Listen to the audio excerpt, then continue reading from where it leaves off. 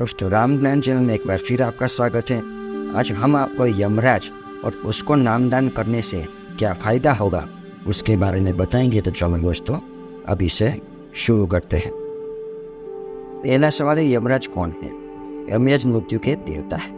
उनका कार्य हर जीव के मृत्यु के समय उसकी आत्मा को शरीर से अलग करना और उसके कर्मों का हिसाब रखना है। जैसे पृथ्वी पर पुलिस न्याय व्यवस्था के लिए काम करती है, वैसे ही यमराज आत्मा की यात्रा में नियम का पालन कराते हैं। दूसरा सवाल यह है कि यमराज का काम क्या होता है? उनका मुख्य काम है जीव को मृत्यु के बाद सही जगह भेजना। अच्छे कर्म करने वाले को देवलोक या उत्तम जन्म, बुरे कर्म करने वालों को नरक या कठिन जन्म। और तीसरा सवाल, उनको यह कार्य किसने सौंपा है? यह कार्य स्वयं ईश्वर ने यमराज को सौंपा है। वे ईश्वर के आदेश पर ही सब करते हैं। यमराज अपनी इच्छा से कुछ नहीं करते। चौथा सवाल, यमराज मुक्त हुए हैं या नहीं? यमराज देवता है, लेकिन पूर्ण मुक्ति केवल ईश्वर के नाम और कृपा से ही होती है। अभी वे ईश्वर का कार्य कर रहे हैं, इसलिए वे बंधन मुक्त नहीं है। जब वे नाम का स्मरण और ईश्वर का शरण लेंगे तब वे भी पूर्ण मुक्त हो सकते हैं। यमराज को ईश्वर का नामदान करने से क्या होगा? जब आप निष्काम भाव से यमराज को ईश्वर का नामदान करेंगे तो यमराज का कार्य और पवित्र होगा। उनके भीतर भी शांति और मुक्ति का बीज जागृत होगा। यह ऐसा है जैसे किसी जज को भी अगर ईश्वर का नाम मिले तो उसके निर्णय और भी दिव्य हो जाते हैं। जिसने नामदान किया उसको क्या फायदा होगा? नामदान करने वाला व्यक्ति ईश्वर का माध्यम बन जाता है।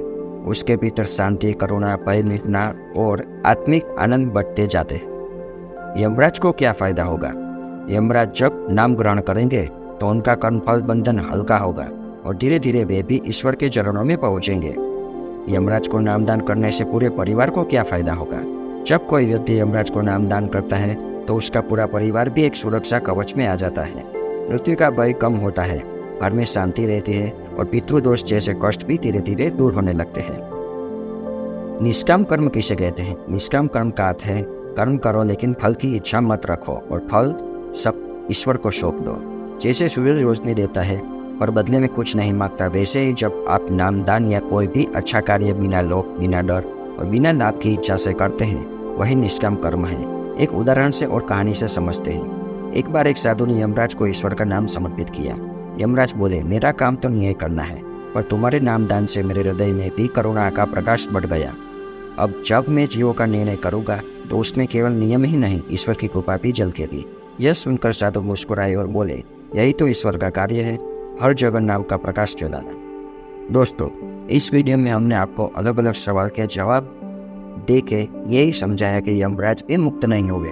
उनको भी अगर नामदान किया जाए तो वो भी ईश्वर की दिशा में आगे बढ़ेंगे। और ये वीडियो आपको अच्छी लगी और कुछ सीखने को मिला है, इस वीडियो को लाइक करें, शेयर करें और सब्सक्राइब करें। और कमेंट बॉक्स में जय श्री राम लिखना मत भूलिए। ऐसे ही नए वीडियो आते रहेंगे सीखने के लिए। आप सीखिए और निष्काम कर्म कीजिए, निष्काम नामदान कीजिए। तो मिलते हैं नए वीडियो में, तब तक के लिए बाय।